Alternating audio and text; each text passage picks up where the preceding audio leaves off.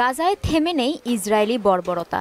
একের পর এক হামলায় শনিবার গাজা জুড়ে নিহত হয়েছে আরও ২৬ জন, আহত হয়েছে অনেকে।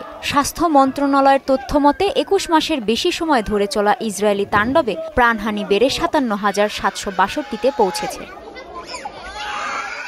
জাতিসংঘের ত্রাণ ও শরণার্থী সংস্থা UNRWA এর প্রধান ফিলিপ লাজ্জারিনি বলেছেন, ইসরায়েল গাজাকে শিশু ও ক্ষুধার্ত মানুষের কবরস্থানে পরিণত করেছে। আর জাতিসংঘ জানিয়েছে ৬ সপ্তাহে বিভিন্ন ত্রাণ কেন্দ্রে প্রায় ৮০০ ফিলিস্তিনিকে হত্যা করেছে ইসরায়েলি সেনারা। বেঞ্জামিন নেতানিয়াহু নিজের স্বাস্থ্য রক্ষায় গাজায় যুদ্ধ টিকিয়ে রেখেছে বলে এক অনুসন্ধানী প্রতিবেদনে দাবি করেছে নিউ ইয়র্ক টাইমস।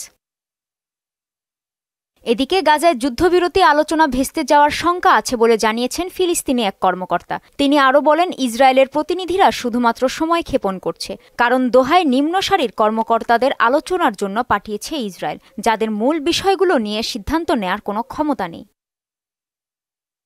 অন্যদিকে অধিকৃত পশ্চিম তীরে এক মার্কিন নাগরিককে পিটিয়ে হত্যা করেছে ইসরায়েলি বসতি স্থাপনকারীরা। নিহত ওই ব্যক্তির নাম সাইফুল্লাহ মুসালেত। শুক্রবার সিনজিল শহরে ইসরায়েলি বসতি স্থাপনকারীরা তাকে আক্রমণ করে হত্যা করে বলে জানিয়েছে গাজার স্বাস্থ্য মন্ত্রণালয়। ওদিকে ইরানের পার্লামেন্ট স্পিকার মোহাম্মদ বাকের কালিবাফ দাবি করেছেন, ইরান ইসরায়েল সংঘাতের ১২ দিনে তেহরানের ক্ষেপণাস্ত্র হামলায় ৫০০ ইসরায়েলি নিহত হয়েছে। ইরানের IRIB-1 চ্যানেলকে দেয়া এক সাক্ষাৎকারে তিনি এ দাবি করেন। কাজী শাহরিন, মোহনা সংবাদ।